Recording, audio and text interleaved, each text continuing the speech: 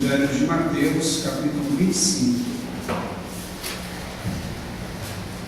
Gostaria de dar continuidade à reflexão que nós iniciamos no domingo passado sobre a temática da nossa igreja, que quer ser uma igreja de relacionamentos profundos e sérios com Deus e com as pessoas.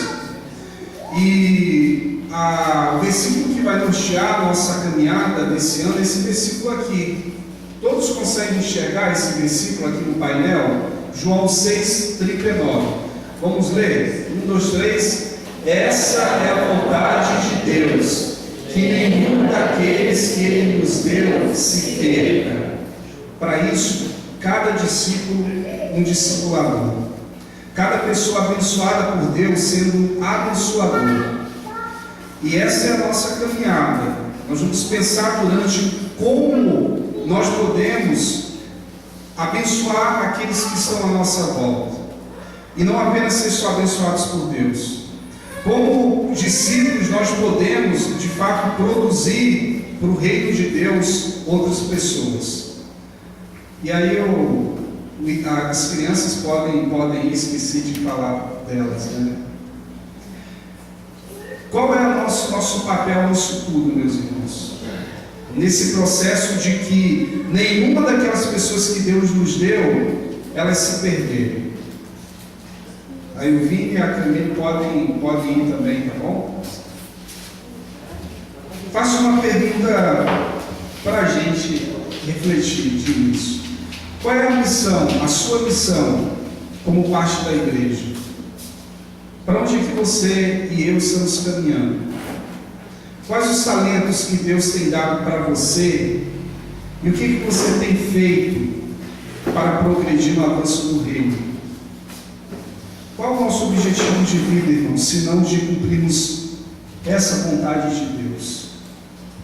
E a partir dessa perspectiva do que nós estamos falando, sobre cumprir a vontade de Deus, fazendo com que a nossa vida seja uma extensão daquilo que Jesus um dia começou, isso vai passar pelo crivo de sermos obedientes, vai passar pelo crivo do esforço, que nenhum daqueles que Deus nos deu, a começar as pessoas mais próximas de nós, que nenhum deles se perca, que a gente não perca os nossos filhos para a droga, que a gente não perca os nossos filhos para o mundo, que a gente não perca as nossas crianças para essa devassidão de pecado que está assolando, que a gente não perca o amor nos nossos relacionamentos, seja no casamento, seja nos namoros, seja no relacionamento entre filho e pai, entre pai e filhos, que a gente não perca aquilo que nós temos de melhor. E aí, quando a gente pensa nessa responsabilidade que Jesus nos deu, a gente se vê tão pequenos diante do grande desafio do Senhor. E de fato nós somos pequenos, mas nós não somos inúteis no cumprimento desse dever. Quantos de vocês já se perderam?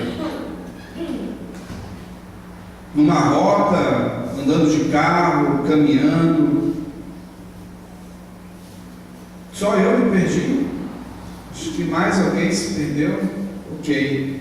Eu me lembro que eu me perdia muito no Rio de Janeiro, por causa da lógica errada de entrada e saída de uma rua. A gente entrava, perdia para pegar aquela rua ali de trás, para pegar a próxima. Esquece, se você for fazer isso no Rio de Janeiro, você vai sair até no outro bairro, às vezes até numa outra cidade, se você for nessa loja. No Joinville dá certo. Era para pegar a de trás, aí você vai na frente, pega e volta e dá direitinho. Eu me perco muito menos no Joinville do que era no Rio de Janeiro. E por que eu fazia isso? Para ganhar tempo, achando que ia sair mais lá na frente, mas acabei me perdendo e gastando muito mais tempo no meu trajeto. A questão dos irmãos é que a gente se perde, mesmo estando acostumado a andar naquele caminho. E o resultado é andar mais. E nós estamos nos perdendo ou perdendo coisas o tempo todo, e nós precisamos de direcionamento. Nós precisamos redirecionar a nossa rota quando nós saímos do caminho. E existem pessoas perdidas, sem Deus, sem salvação, sem conhecer a vontade de Deus para as suas vidas. E você e eu somos essas pessoas que Deus conta para que nós sinalizemos ao homem perdido que ele está perdido e que ele precisa ser achado. Meus irmãos, eu falei no domingo passado que existem 11 milhões de evangélicos decepcionados com a igreja, que não querem mais saber de congregar numa igreja evangélica, porque foram machucados, porque foram decepcionados. E nós temos ainda um número muito assustador, nós temos 50 milhões de ex-evangélicos no Brasil, pessoas que não querem mais saber de Jesus, não querem saber da igreja, porque também se perderam dentro do caminho, dentro da rota certa, mas se perderam. É impressionante como existem tantas pessoas que têm abandonado a fé, têm abandonado Jesus, e nós conhecemos pessoas que se perderam. Pessoas que estão perdidas nos seus relacionamentos, pessoas que estão perdidas na sua identidade de gênero, pessoas que estão perdidas no que não sabem o que vão fazer da vida, pessoas que estão perdidas espiritualmente. E se você e eu temos a luz de Cristo habitando em nós, é nossa responsabilidade fazer com que esse perdido possa ser reencontrado. Como tem sido essa realidade, meus irmãos, dos nossos relacionamentos? A gente conhece alguma história próxima de nós? Você se sente responsável por direcionar essas pessoas a Cristo? Jesus afirmou lá em Lucas 19:20, ou melhor, 19:10, porque o Filho do Homem veio buscar e achar todo o perdido. Essa é a vontade de Deus, de que nenhum daquele que Ele nos deu se perca. Jesus, ele recebeu do Pai essa missão de reconciliar o homem perdido com Deus, e ele chamou 12 homens para ajudá-lo nessa missão. Esses 12 homens chamou para si mais outros, e hoje nós herdamos esse legado, essa responsabilidade de reconciliar o homem perdido com o Senhor. Portanto, nós temos uma missão. A missão é fazer a vontade de Deus. E qual é a vontade de Deus segundo João 6,39? Que nenhum daqueles que Ele nos deu se perca. Fazer a vontade de Deus, meus irmãos, não é algo simples, mas também não é algo difícil. Exige de nós obediência, como disse no início, dedicação, persistência, confiança de que o plano de Deus não falha. E essa é uma pergunta séria: você de fato tem se sentido responsável por ser parceiro de Jesus nesse projeto de que o perdido seja achado? Irmãos, nós somos responsáveis por essa missão de Jesus. Nós temos a boa notícia que pode mudar a história de muitas pessoas. Nós somos portadores da boa nova da eternidade, que pode mudar o interesse de eternidade de muitas pessoas. O que nós temos feito com essa boa notícia? Temos guardado só para nós? Temos omitido de falar? Temos falado, mas podemos falar mais? E não falar apenas com a oratória, mas falar com a vida, com as atitudes. Mesmo sabendo que seremos cobrados, há pessoas que apenas admitem, lamentam por não conseguir corresponder com a vontade de Deus. E para a gente assim, há um texto da palavra que cai bem: desperta você que dorme, Deus conta com você, Deus conta comigo. Se nós não falarmos o que o texto bíblico diz, as pedras clamarão. Precisamos, meus irmãos, ser obedientes no cumprimento dessa missão, para fazer sentido tudo aquilo que a gente canta, para fazer sentido aquilo que a gente crê, para fazer sentido esse nosso ajuntamento aqui aos domingos. Se a igreja vai frequentar culto, se a igreja é sair para fora e anunciar a boa notícia para o perdido. E é para isso que nós precisamos nos relacionar intensamente com Deus, para que seja natural o nosso desejo de nos relacionar intencionalmente com as pessoas. Precisamos colocar na lista das nossas prioridades um relacionamento mais sério com Jesus. Amém? nós precisamos colocar na nossa agenda como prioridade desse ano que se inicia, melhorar a nossa caminhada cristã. Ou você está satisfeito com a vida cristã que você leva? Quanta coisa nós precisamos melhorar, e nós precisamos nos desafiar. Muitas pessoas estão perdidas, mesmo estando no caminho. Me lembro que nessa viagem que eu fiz recentemente para a Europa, a gente estava saindo de Bratislava e seguindo para Viena, e já era tarde. A gente resolveu explorar. Há pouco tempo que a gente ficava em cada cidade, eu e os companheiros de viagem fomos explorar a cidade. A gente estava no centro de Viena e começamos a andar. E queríamos ir para os palácios imperiais, que ficavam mais ou menos 30 minutos. E a gente foi andando, e em vez de ver palácio, a gente ia vendo comércio. Em vez de ver coisas bonitas, a coisa ia ficando feia. Eu falei, acho que a gente está no lugar errado. E a gente foi caminhando, e a gente começou a desconfiar de que a gente continuava no lugar errado. A gente olhava no mapa e falava, a rua é essa aqui. Aí olhava, a rua é essa. E a gente percebeu que nós estávamos no caminho certo, mas na direção errada.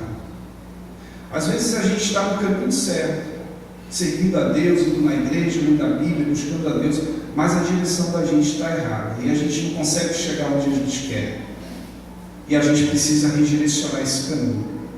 Assim foi com os discípulos no caminho de Emaús. Eles estavam caminhando, Jesus morreu, e Jesus falou, fiquem em Jerusalém, e depois eu vou voltar para vocês. E aí eles foram para o caminho contrário, eles pegaram a rota e foram voltando para trás, foram para Emaús.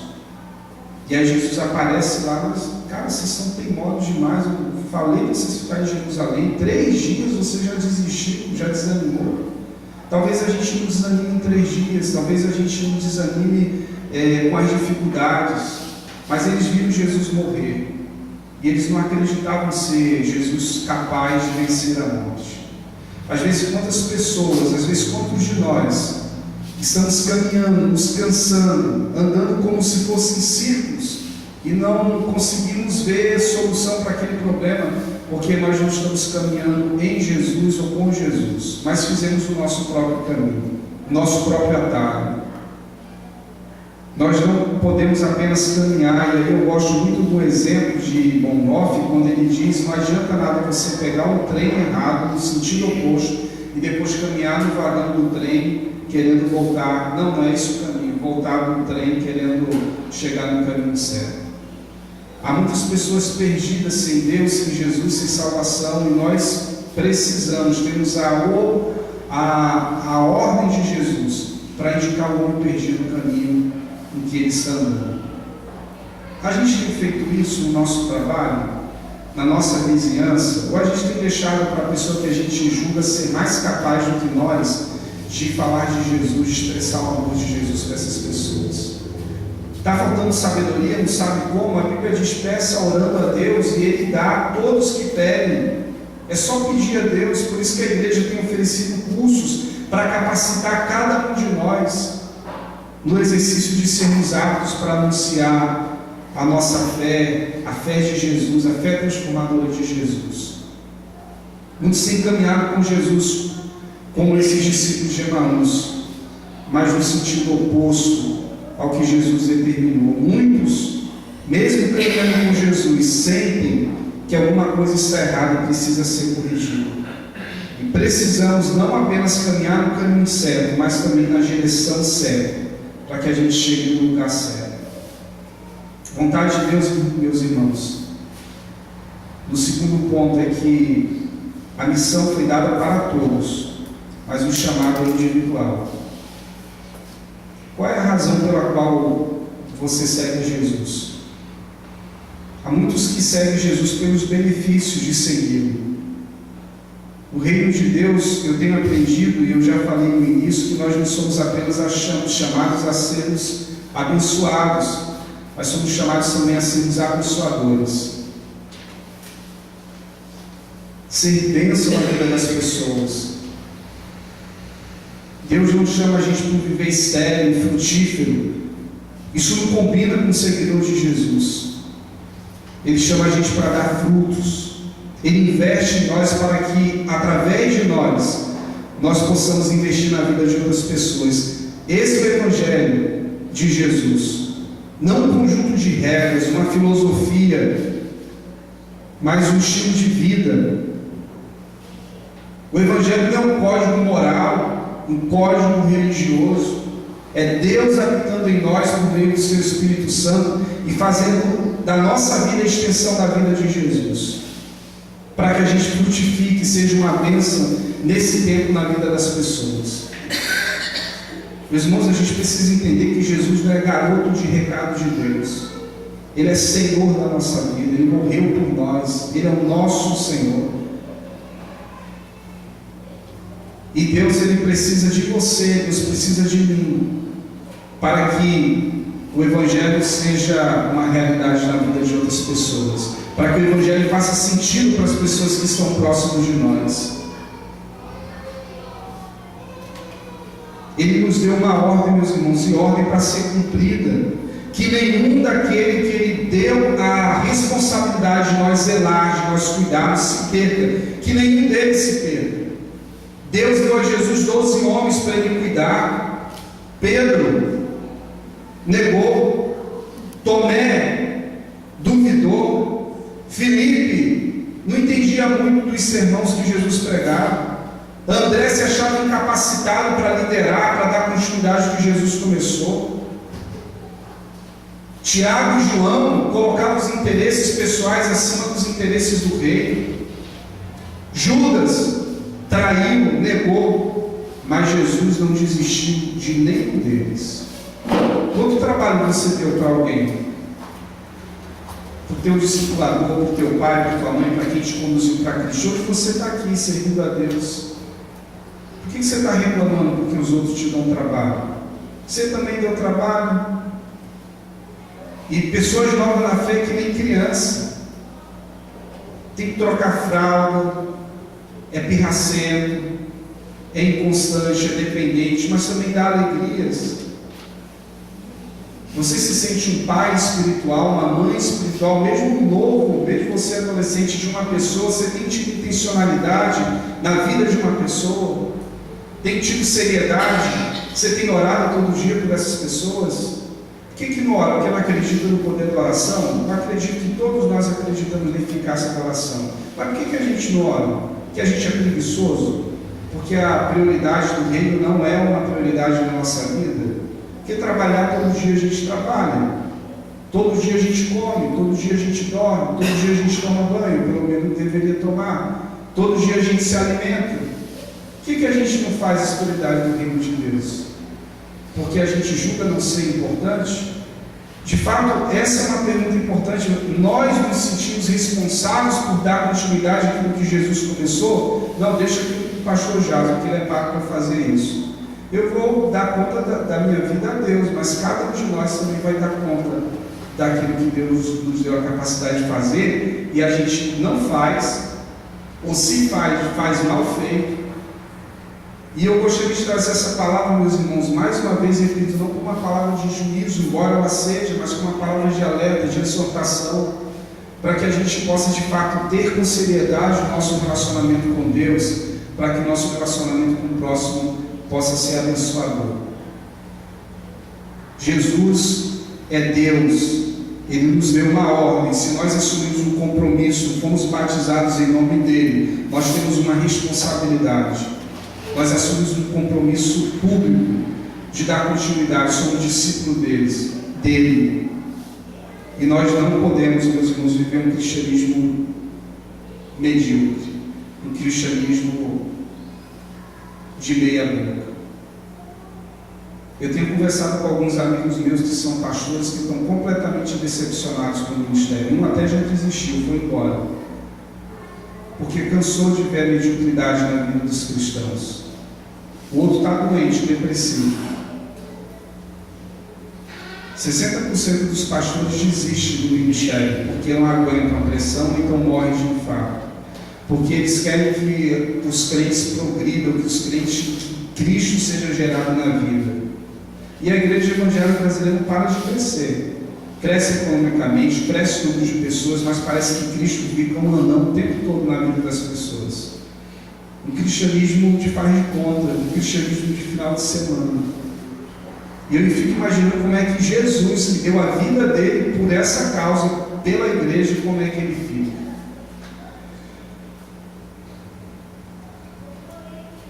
Mateus 25:15, se você abrir e puder acompanhar, diz o texto seguinte: Jesus narrando essa história para seus discípulos.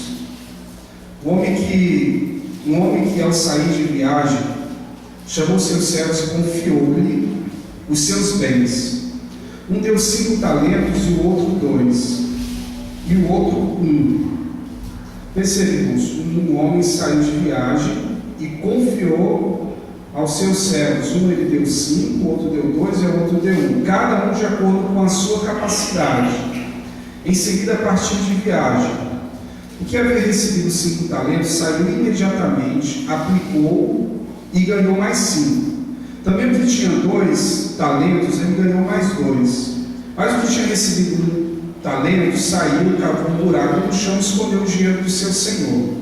Depois de muito tempo, o senhor daquele servo voltou e acertou as contas com eles. O que tinha recebido 5 talentos trouxe os outros 5 e disse: Senhor, me confiaste 5 talentos, veja, eu ganhei mais 5. O Senhor respondeu: muito bem, servo bom e fiel. Você foi fiel no pouco, eu o porei sobre o muito. Venha e participe da alegria do seu Senhor. Veio também o que tinha recebido 2 e disse: o Senhor me confiou 2, veja, eu ganhei mais 2. O Senhor respondeu: muito bem, servo bom e fiel. Você foi fiel no pouco e eu porei sobre o muito. Venha e participa da alegria do seu Senhor. Por fim veio o que tinha recebido 1 talento e disse: eu sabia que o Senhor era um homem severo, que colhe onde não planta e junta onde não semeou. Por isso eu tive medo, saí e escondi o meu talento no chão. Veja aqui está o que me pertence. O Senhor respondeu: servo mau e negligente, você sabia que eu colho onde não plantei e junto onde não semeei? Então você deveria ter confiado meu dinheiro aos banqueiros, para que quando eu voltasse recebesse de volta com juros. Tire o talento dele, entregue-o ao que tem 10, pois a quem tem mais será dado e terá em grande quantidade, mas a quem não tem, até o que tem será tirado. E lance fora esse servo inútil nas trevas, onde haverá choro e ranger de dentes. Jesus muitas vezes consolava, trazia mensagem de paz, de conforto, de encorajamento, mas ele também não se omitia de trazer uma palavra de juízo, uma palavra dura para os seus seguidores. Jesus não enganava ninguém. Jesus ele falava um grego claro, um português claro, para aqueles que queriam seguir. Quantos talentos Deus te deu? Perceba que Deus não chamou ninguém só para esquentar assento de igreja das igrejas. Ele não chamou ninguém que ele não desse o talento. Primeiro nós precisamos reconhecer quais as habilidades que eu tenho, que eu posso colocar a serviço do reino de Deus e multiplicar isso. Quantas pessoas eu tenho influenciado para Cristo? Nós somos influenciados, meus irmãos, o tempo todo por pessoas, pela televisão, pelos jornais, pelos filmes. Alguém influencia a gente, os nossos pais, amigos, mas quem você tem influenciado? Teu filho, teu esposo, teu cônjuge, alguém do trabalho? Quem nós temos influenciado? Jesus nos chamou para influenciar pessoas. Houve um homem chamado Dinheiro Inútil. Ele nasceu há exatos 180 anos, lá em uma fazenda, um rancho lá em Massachusetts, nos Estados Unidos, e esse garoto, Woody, ele não conhecia Jesus, não nasceu no berço cristão, como talvez alguns de nós tenhamos nascido. Ele ficou órfão de pai muito cedo, o pai dele era alcoólatra, tinha um péssimo exemplo dentro de casa. Morreu aos 41 anos de idade, de uma forma precoce por causa do alcoolismo. E Búdia teve uma infância muito sofrida, muito difícil, e não tinha muita oportunidade naquela fazenda. Búdia ele se mudou para Boston, cidade maior, onde ele tinha um tio que era sapateiro. E ele queria uma oportunidade, o primeiro emprego de Búdia. E o tio dele viu que era um menino esforçado, um garoto que queria ganhar vida com honestidade. Ele falou para o seu sobrinho, falou: olha, meu filho, vem então para Boston, vou te dar um trabalho, mas com uma condição: que você frequente na igreja, que você estude a sua Bíblia. Búdia, a princípio, ele queria o emprego, ele aceitou a proposta e fez por capricho. Mas o tio anotava toda vez lá, foi. Falei: então tá bom, agora eu vou te fichar direitinho, você está indo, você está cumprindo o combinado. Mas Búdia, certa vez, a mensagem de Deus caiu no coração, uma boa terra, e aquela mensagem cresceu, floresceu. Ele se achava uma pessoa perdida, e ele queria se reencontrar com Deus, com seu Criador. Esse menino cresceu jovem, e desde jovem ele se tornou um grande pregador. Começou entre os seus familiares, entre seus amigos, na escola, na vizinhança, na igreja, e ele começou a falar de Jesus. Ele começou a compartilhar de Jesus na simplicidade dele como garoto, e depois foi para a faculdade, estudou, porque queria empregar a vida dele na missão de pregar o Evangelho de Jesus. No zelo, meus irmãos, de cumprir a missão de anunciar Jesus, querendo que ninguém se perca, Búdia viajou 1,6 milhões de quilômetros, ou seja, ele deu mais ou menos 4 voltas, como se ele caminhasse 4 vezes ao redor da terra falando de Jesus. Ele anunciou Jesus para cerca de mais ou menos 100 milhões de pessoas ao redor do mundo. E dessas 100 milhões de pessoas, ele orou e pregou individualmente para quase 1 milhão delas. Os admiradores desse grande e leal servo de Deus alegam que ele tenha reduzido mais ou menos cerca de 1 milhão de pessoas na população que iria para o inferno, porque houve um garoto que a mensagem do Evangelho caiu, cresceu e ele deu frutos. Em 1890, Moody ele prega para uma multidão de pessoas sobre o arrependimento. Ele diz o seguinte: que o baixo nível de vida cristã de muitos cristãos,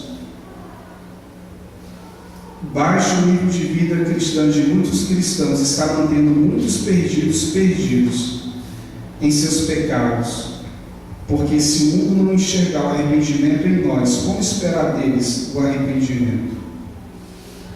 Uma pessoa falou de Jesus para 100 milhões. Uma única pessoa orou, e através da sua oração, quase 1 milhão de pessoas disseram: eu entendi o Evangelho, eu quero aceitar Jesus, você pode orar por mim? E Moody morreu muito novo ainda, com 65 anos de idade. A gente tem a vida toda ainda para servir a Deus. Quantas pessoas você tem se desafiado? Olha, esse ano eu vou levar uma pessoa para Jesus. Eu não sei se vou conseguir, mas esse é o desejo do meu coração. Aí tu junta com Jesus, que é a pessoa mais interessada, aí fechou. Mas o problema é que parece que a gente perdeu o encanto pelo Evangelho. Parece que o Evangelho, a chama precisa ser reacendida em nós. Eu volto ao texto de Jesus a seus discípulos que nós acabamos de ler. Esse talento, meus irmãos, é o potencial que cada um de nós temos, dado pelo Senhor. Ele não vai te cobrar por 5 se Ele não te deu 5, mas Ele vai te cobrar no mínimo por 1. E o que eu temos feito com esse talento, com essa habilidade, com esse potencial que o Senhor nos deu para ser usado para o avanço do reino de Deus, para fazer com que o homem perdido seja desviado do seu caminho de perdição e possa encontrar a Jesus? Você se sente responsável por isso? Você sente que pode fazer mais do que vem fazendo pelo Evangelho de Jesus? Te convido nesse momento a junto orarmos. E talvez, meus irmãos, nós não tenhamos que percorrer 4 vezes o planeta Terra. Talvez existam pessoas a um passo de você, precisando que você, eu não sei como, mas que Deus use a tua vida para que outras pessoas possam conhecer a Deus através da sua vida. Que você, nesse momento, possa baixar sua cabeça e confessar a tua dificuldade ao Senhor. Ore pedindo ao Senhor Deus que te deu discernimento, que te deu arrependimento. Reflita sobre as suas ações, o que você tem feito, que tem dificultado, ou o que você tem deixado de fazer, que tem dificultado o não cumprimento daquilo que Deus espera de você. Decida que uma mudança consistente precisa ser tomada. Peça a ajuda de Deus para que você possa se empenhar para permanecer focado. Todos nós, meus irmãos, temos algo dado por Deus, que Ele vai nos cobrar. O que você fez com aquilo que eu te dei? Ah, Senhor, o Senhor me deu uma vida, eu estou te dando outras vidas, porque a minha vida foi capaz de influenciar, de mudar o endereço da eternidade do meu filho, do meu marido, da minha esposa, do meu vizinho, do meu amigo de trabalho. Mas às vezes você se acha tão incapaz. Peça a Deus: Senhor, renova a minha fé, me dá capacidade, porque eu sei que isso vem do Senhor. O Senhor, Ele conta com você. Nunca se ache pequeno para ser usado por Deus, porque é justamente as pessoas falhas, as pessoas pequenas que Deus usa. Ele quer usar você aonde Ele te colocou.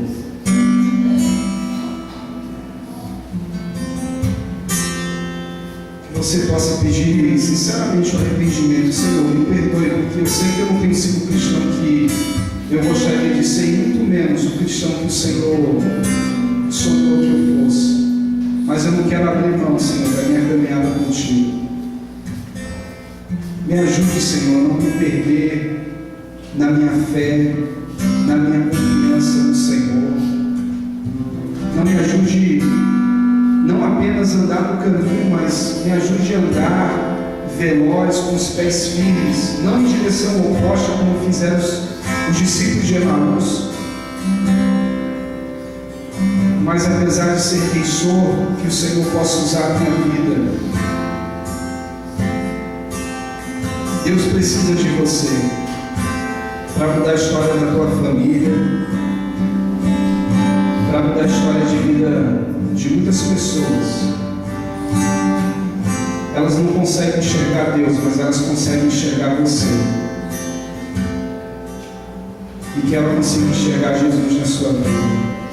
Peça a Deus que Ele renove a tua fé, que Ele traga paz ao teu coração, para que Ele traga o refrigério, o renovo que você precisa, no sentido de que você possa sair daqui renovado e comprometido com a missão de fazer a vontade de Deus, fazer que esse negócio dê certo. Vamos orar. Pai, muito obrigado, Senhor, porque o Senhor não desiste de nós, apesar de ser nós quem somos. Obrigado, Paizinho, porque podemos fazer parte desse grande projeto de Deus para a humanidade. Usa a nossa vida, Senhor, para a glória do Teu nome. Não permita que nós sejamos empecilhos para atrapalhar aquilo que um dia o Senhor começou. Que a obra que o Senhor começou na vida dos meus irmãos, que ela seja completada em Cristo Jesus, nosso Senhor. Traga, meu Deus, em nome de Jesus, renovação.